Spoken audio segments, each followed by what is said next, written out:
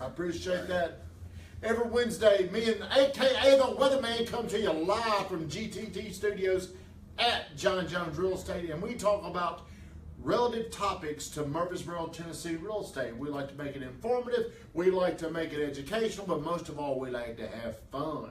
Don't we, Weatherman? I agree totally. And before every show... Hey, you are rather stunning in this lighting today. It's all about the lighting. Thank you, Kathleen, the one we can't do it without. But before every show, we do like to thank our sponsors. Weatherman wraps that up, and Weatherman is very creative with who he wants to thank. So today, who are you thanking, Weatherman? We got two folks that are near and dear to our hearts. One of them is Amy Kane at Premier Title. Amy is probably one of the best in the business. She definitely has a tremendous amount of knowledge. Her whole team over there takes great care of us. Amy, we could not do this without you. We want to thank you for continuing to have our checks early.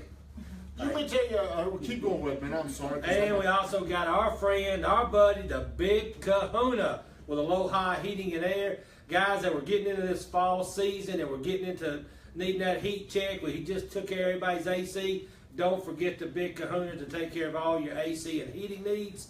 And guys, this guy is on point. He comes out to your house and he still gets his hands dirty. That's what I like about it. Does he get his hands dirty? He does, man. That sucker knows his stuff. Man, you know, every time I'm having a little meltdown, a little baby meltdown, I can't see comments. My comments are not working. And it's making me... He's on Facebook jail it's again. making me angry. Hey, today, I'm going to tell you what I'm going to do. Weatherman, you don't even know this. But hey, if you want to call into this show right here, you're more than welcome to. If you want to challenge any of my opinions or our beliefs, you can call in and confront us. 615-867-3020 and say, hey, I want to talk to those dudes on TV right now. Anybody watching out there, if you see this show after our broadcast, you can call 895-7677 and ask for GTT. You're the greatest. Thank you very much, cousin Charlie. So every week we come to you and we want to provide interesting content. We're trying to grow a brand. We want 131,000 people. We want everybody to know me. Ain't that right? That's right. We want everybody to know me. That's the purpose of the show. So if you would be so kind, if you would like our stream, if you would leave comments, ask questions, call in. But most importantly, if you will share our stream, if you will hit share, all you got to do is share it onto your stream, and you will go into the drawing for one $20 gift card to my favorite restaurant, the Alley on Main. I have to correct you. What? I don't have to have the phone. Guys, it's a $25 gift card to the Alley on Main. What did I say? 20. I'm sorry, 25. It's $25. Weatherman, once again, thank you for bailing me out, friend. And guys, the Alley on Main is one of the best restaurants in Murfreesboro. It's got a great vibe. Sean and those guys over there and his wife are wonderful, wonderful people when you go in. And we asked today at lunch, what is their special sauce? And to me, it's just the hospitality, it's the atmosphere. The food is outstanding. But guys, go check them out at the Alley on Main when you get a chance. All right, we asked this question yesterday, and we had a lot of people. This is a hot topic. It's hot with people selling their homes. It's even hotter with agents. And it's even hotter with the pissed off agents that don't get a chance to show the house. Woo. So here's what we're talking about. Have you been driving down? Uh-oh, Jessica Blackwell. What? I can't read because of my contacts. What is Jessica Blackwell asking us? But you read that and I'm going to tell you, I'm going to line you with where we are today. Especially under $300,000 Murfreesboro, we have an inventory problem. That means there's not enough houses out there to fulfill the demand. Now, there's like 3 or 4 people that are buying multiple houses. They're these big funds that have all this money, and they don't even look at the house, Kathleen. We got my buddy Blair Brasswood here as well.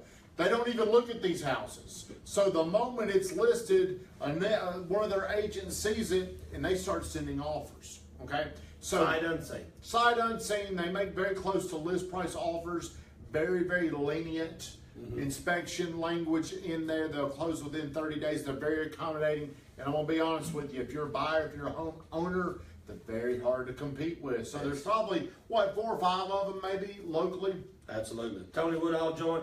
Charlie, if you see the question, you can ask Charlie, the question. cousin Charlie, your job is to Cousin make sure. Charlie. Your job is to make sure that 132,000 people know me, and I'm gonna take it personal if they don't know me by the end of the show. So if there's a question, please let us know. Jessica Blackwell had a question. So I'm trying to set the stage for what we're dealing with, and real estate is never fair. Especially if you're networked in with people, if you've got relationships, you've got a competitive advantage. So agents out there get very disappointed if they never get a chance for their client to see you're coming soon. That's where our problems are. We're putting coming soon signs out. We're doing this. Big Nate. We're doing this, or hey, excuse me, the real estate community does this because this is a great way to drive potential leads. Buyers may call the sign, right? Right.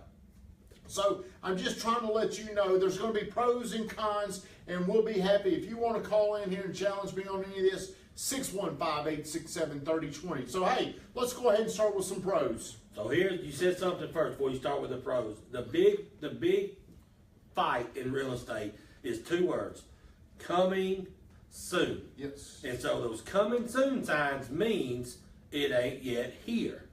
And so that's where it causes a lot of conflict. This is what happens that we see in this market. We're not the only one.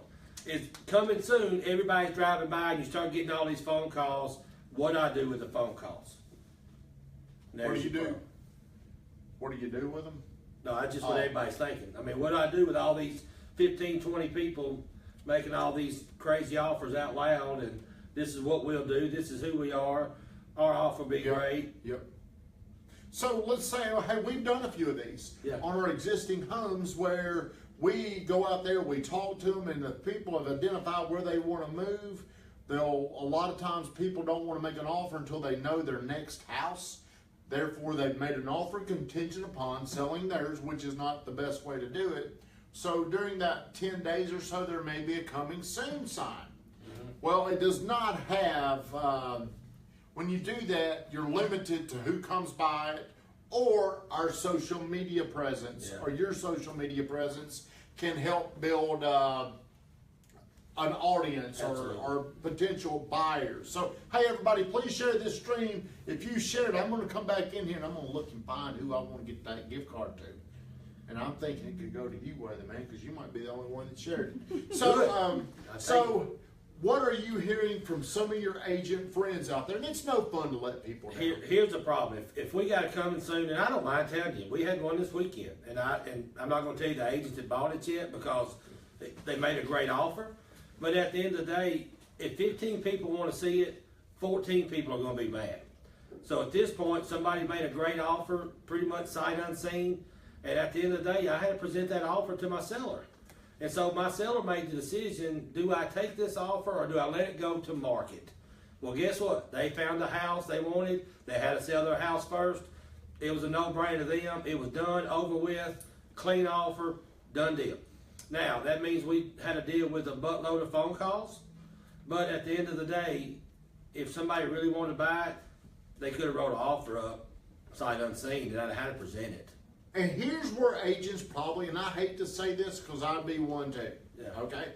I would probably call or send them that, hey, give me some info on that. You got to get a lot more aggressive. Absolutely. You've got to get a lot more proactive, and you got to demand to get into it or whatever it takes, because again, there's a lot of buyers fighting for few homes out there right now. So it's hard for them. So, and it's how we make our living. And the inventory's so low, we're trying to hold on to these buyers to find the house, and we keep losing, and we keep losing, and we keep losing. And eventually, you're going to lose that client because somebody else will just happen to have the house.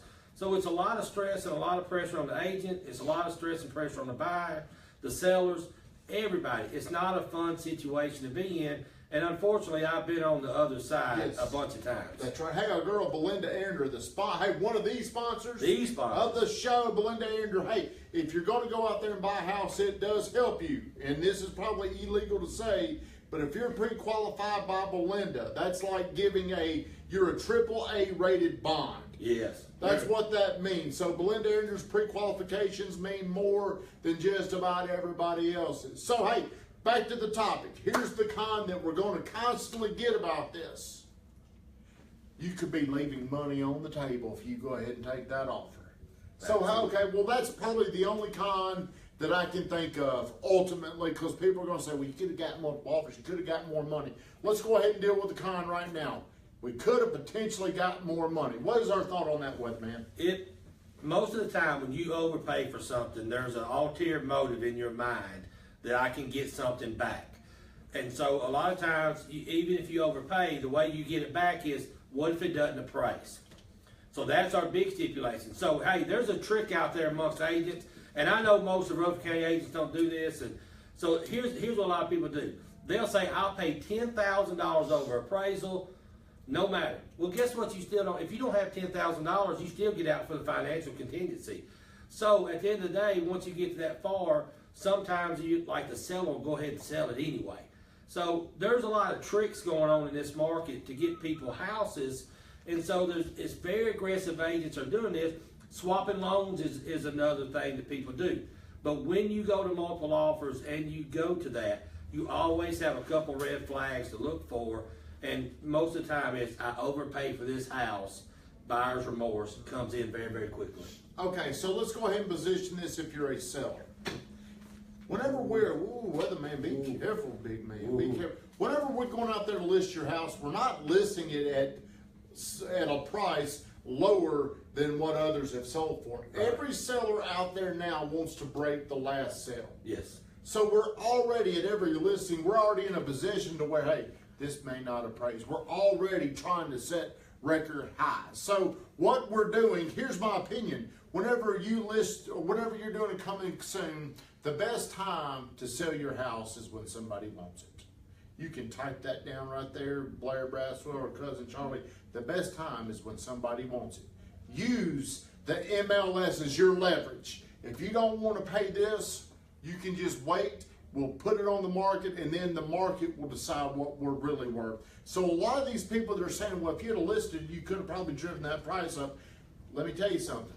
Just because you've got a coming soon price does not mean that's what the coming soon buyer will pay. Right. So here's a couple downfalls. So right now in the market, if you have a 250 house or let's just make it tough. If you have a 220 house on the north side, which we did, guess what? There are no 220 houses sold on the north side. So guess what that means? I don't have any appraisals at 220 on the north side. So it doesn't make a difference what I sold my house for. I have to sell that sucker to the bank. And so the bank has to tell me, hey, this is what I found for you to sell it. So there's a lot of things that go into these deals. So when you sit down with a seller and you go over price, the first thing they ask you is, what do you think we ought to list it at? Well, it's your house. You have to tell us. We can show you comps, and we give our buyer or seller, these are the pros and cons of taking an offer before the MLS, and these are pros and cons of multiple offer. Okay. Who in here has sold a client on the buyer side a coming soon deal? Is anybody, well, Weatherman, you're up here. Oh. Blair Braswell, okay, so let me ask you a few questions. Hey, call in, tell them to call in, girl. Hey, did your buyer, would they rather go ahead on a coming soon? They know first off, there's no room for negotiation. Yeah. Did you even have to discuss that with them? Went there with them, but pretty much laid it down that before it hits the market, if you want this house, you're gonna have to pay what they're asking for. If not more. If not more. Okay, you may even have to say this. You may even have to say you may have to pay a little bit more just so they don't put it on the market. Exactly. So right now, sellers, this gives you so much leverage. Yes. So much leverage to dictate price, to dictate terms. I think sellers can even dictate what time they want to close on this. Terms is a great word. Terms. I came up with that. I like it. So, Blair, tell us about your story. This On any deal. You sell a lot of houses, but tell us about this deal. Well, I mean, you hit the nail on the head. With this particular family, we had gone out a few times and looked at some stuff, and to be quite honest with you, had lost out on 2 multiple offers. Oh, they're hurting. So they had a little pain there. And they had already gone through that part and didn't want to go through it again, and were willing to offer that full asking price, and felt good about it because they felt like they won something this time too. They didn't just win the negotiation; they won the house. There you go. They got the house they wanted. Yeah. Even though they may have to pay a little bit more, or they may have to be more, they at least got the house they wanted. And they're as happy as they can be. Okay, so sellers, okay, do you think, now we don't know, we can often assume that we're gonna be able to put your home on the market and it's gonna sell within 7, 10, 18, whatever days. Now, the moment it comes on the market and it does not sell, the harder it gets for the seller to be demanding tough guy or tough girl. Yeah. Then it's more about what the market's giving you. Then if it's 30 days, we're talking about a price reduction. So you can come out and think, I'm going to get more, and the market rejects you. You can get rejected. Absolutely. Have you ever seen that happen? Yes. What? Go ahead. And then once you get rejected, here comes a price reduction. Then here's everybody's thought process. What's wrong with it? Why didn't it sell? You know, let's go and offer $15,000 more less. Let's ask for the refrigerator, the washer and dryer, and the Toyota in the driveway. That's what happens when the offer rejects your house. The negotiation game is really about who's got the most leverage. So whenever a coming soon is out there, it's this one person looking at this coming soon sign over here. This person knows the leverage is the big bad MLS. That's right. I don't want to compete with 200 other people. I want to compete just me and that person. Yes. One-on-one. And if he or she needs $2,500 more than what they're asking, if he or she doesn't want a home inspection, hey, that's some other terms that you might get into that you may have to do. You gotta be willing to give up a lot more when you're buying a coming soon. Sellers, I'm gonna tell you, and let's say I don't know how to say this, weatherman, I'm tongue-tied, but I can tell you, if you buy a coming soon, it's probably not going to come out your way unless it's just such a hard house to find. Unless you just the buyers or sellers. the buyer. So you're saying if you buy the house first, you buy it, you're going to have to come in, and I believe usually the first offer is the best offer on most I do too. cases. Hey, I'm gonna have to debate that one. So here's in my philosophy on it. If I'm a buyer and I got a buyer, you got a house. Blair's got a house to sell. Now, keep in mind, now, before I interrupt you, Yeah. keep in mind, in February I bought a house coming soon. Right. Now also, let's reverse the roles. That I'm living in with Hey, Brittany Renee. My buddy Blair had a coming soon, I believe, sign. He had a couple offers. We tried to get in there first. We made a great offer, but guess what? Somebody else made a better offer. So even though my offer was great and we may have overpaid, when it goes to market, somebody out there will probably beat your offer. So I don't know that I agree that the first buyer may end up not. You may be right. You know, 'cause a lot of times I may lose out $5,000 or $7,000, which is about $28 a month, $30 a month for a house that I've done lost 3 times. So you said something very powerful. The first offer most of the time is your best offer, because in my opinion, in this market, if you don't have to compete, as bad as I hate to say that, I'm gonna be saying the opposite if I'm on a multiple offer situation. But if somebody at Exit Realty has a coming soon sign and they work in the office with another Exit Realty, they have the same lenders, they do a lot of transactions together, chances are their best for their client is to work with that agent that they know very well. And now I may be another agent making a strong offer. My offer may be $5,000 more, but they've never done a deal with me. Sometimes it's not about the money you make on the house, it's about the process through the transaction, or we like to call it family affair over here. Well, whenever you're selling your house, you need to look at the most money Yep. and the highest probability that it's going to close. Right. So if you're mistaken and think I want the most money, that doesn't necessarily mean it's going to have the most probability. It could be the least amount of probability. Yep. Stevie, have you represented on either side somebody? Stevie Zavisa's in here, by the way. A coming soon where there's a coming soon sign, your client called, I want to see that house. Have you ever sold one of those? No, I haven't. Have you ever had calls on them? I did actually yesterday. I had a call on one. Did you really? There we go. So what his game plan more than likely is to try to get in that house, right? Exactly. What did you do? Did they want to go see it, or did you just give them their information and they just kept on driving? No, they wanted to go see it, and then when they found out today that it was 10,000 over what they were, the cap of what they wanted to spend, they got scared. Okay. And I still tried to show it to them, but he backed out on it. He didn't want to go see it? Mm-hmm. Yeah, cold feet. Hey, but he'd probably come back around. So this is what that I'm seeing in the market. So let's just say we got a coming soon sign. Yep. And let's say that 10 people drive by, they see it, they go call their agent. Most coming soon guys, just to let y'all know, comes on Friday or Thursday, and it goes to the weekend and it hits the market on Monday. There's a reason there's coming soon, and I don't way to say this, it's really to generate leads. And so I'm sorry to say that, I hope it didn't fluff any feathers, but coming soon generates the phone to ring. And we want the phone to ring because that's what gives us a business. So once we start dealing with all these phone calls, you come Monday morning, here comes the flood work. All these agents are calling. And Tommy said something, they're calling, want to know how big it is, how many square feet it is, what it looks like, what's the inside pictures. Well, guess what? If we got to answer all those, I've probably got somebody else that they don't care. They're like, hey, we'll buy it right now. And the same way, and I'm going to use this philosophy because I just come up with on this deal.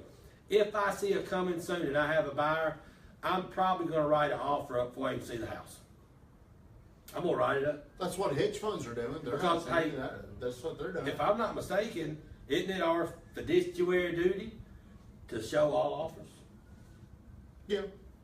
So if they got an offer to present, But we had an offer like that yesterday where somebody had not seen your listing, and we're gonna ask them those kind of questions. absolutely. I mean, it is that goes back on the listing agent's responsibility if they're going to accept that and let their It at least gets my offer in front of them. Yeah. I'm not saying they're going to take it, but if I've got a local lender, I've got a reputable, I do reputable business, I make a great offer. All I want to know is I just want to see the inside. Well, really what it's saying, Blair, your people had lost a few deals.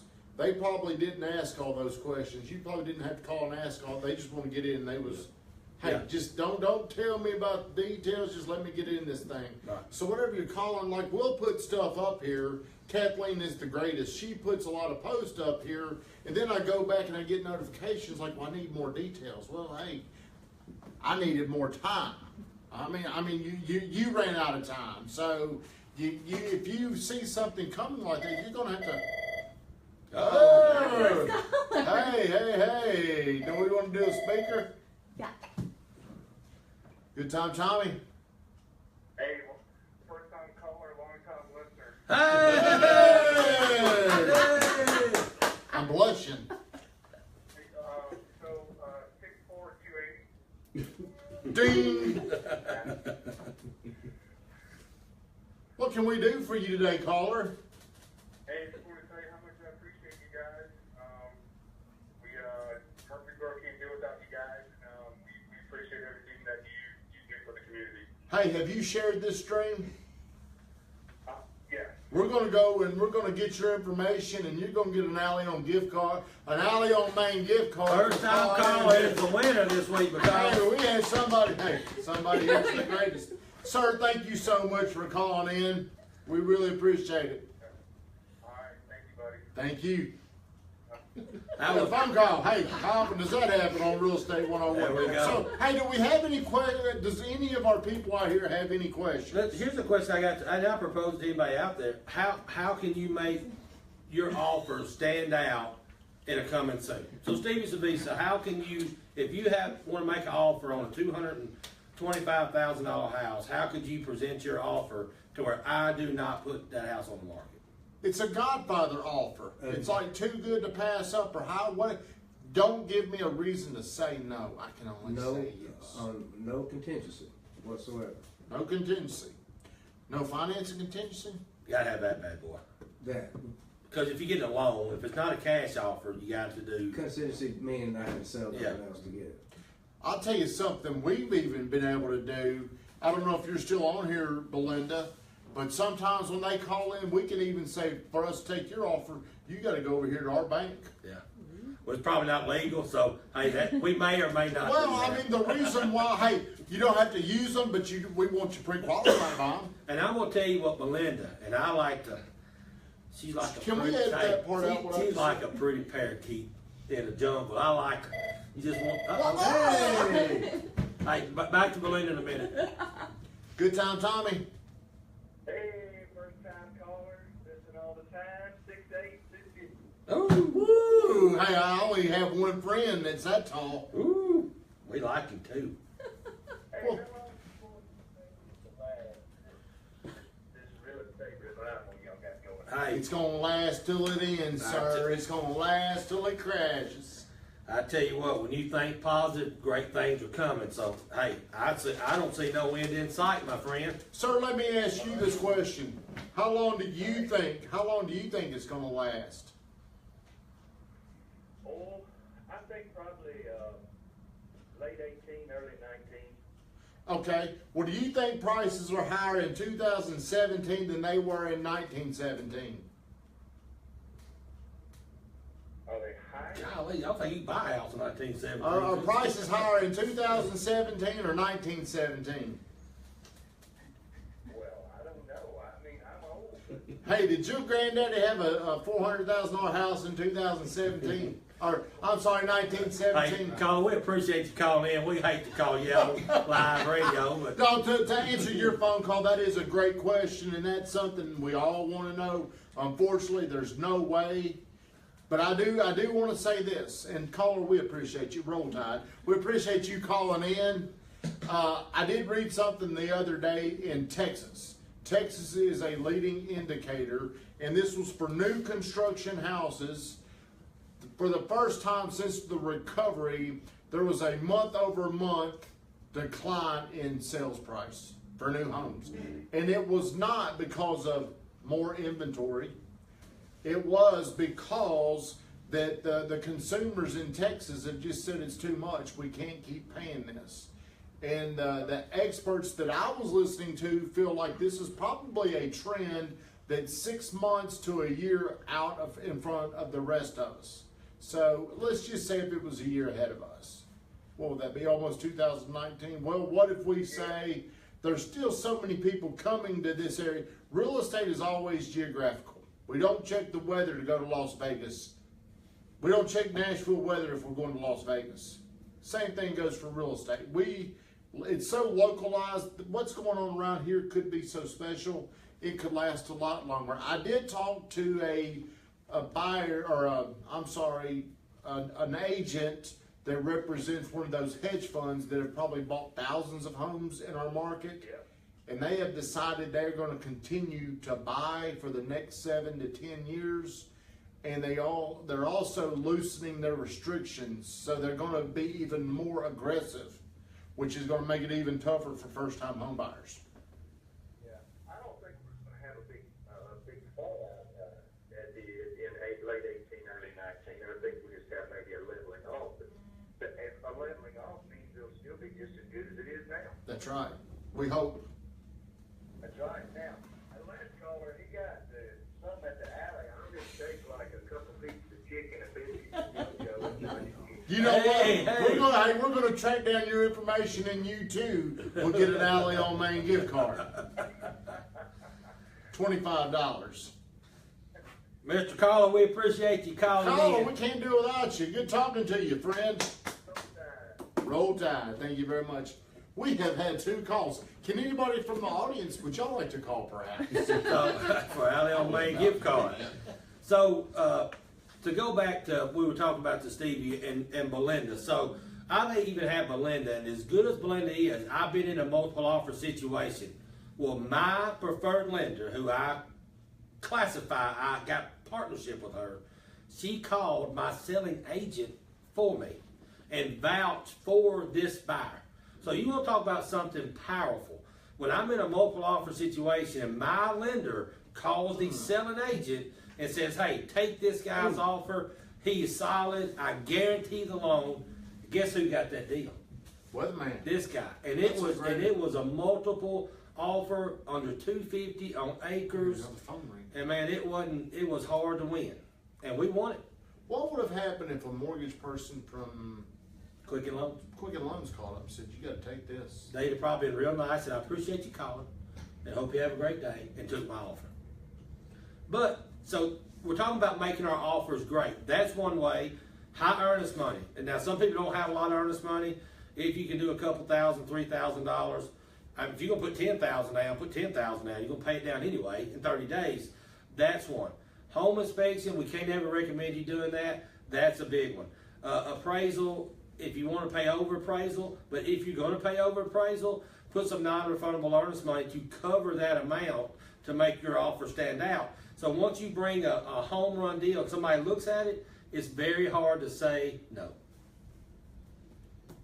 I'm going to give you some advice if you're buying a home and it's coming soon. If that home is $1 million and it's got coming soon, let the market tell you what it's worth.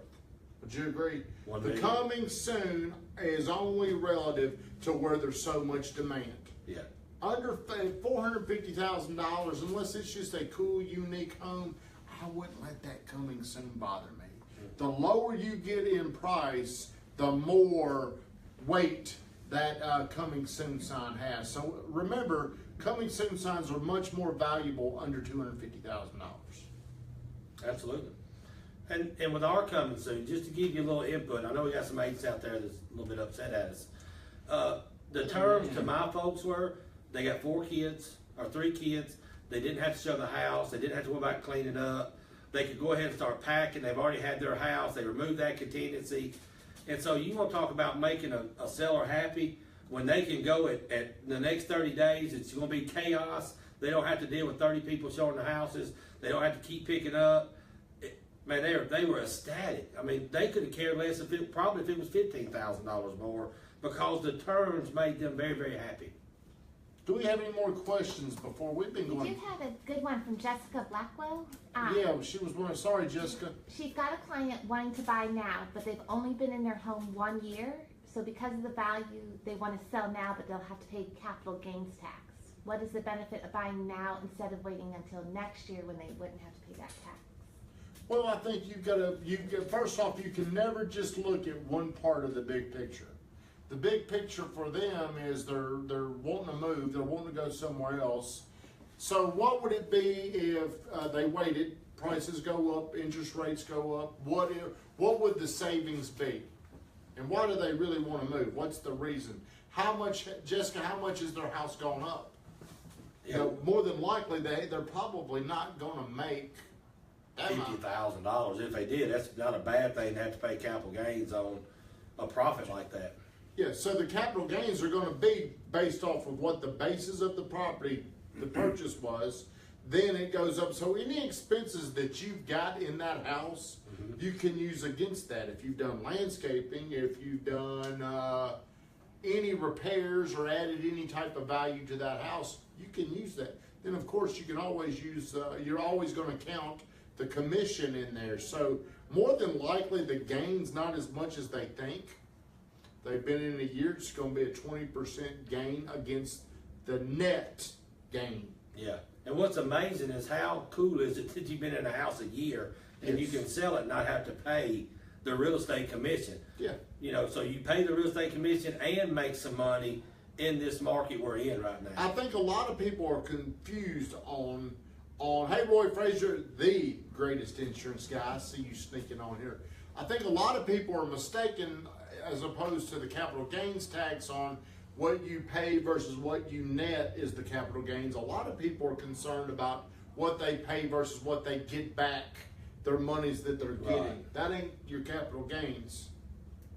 And you, more than likely, you did not depreciate your house while you're there a year. On investment properties, you own something, you have a depreciated scale that lowers your basis. But like Weatherman said, if you buy a house and you're selling it within a year, and you can break out without paying a commission, that's already 6%.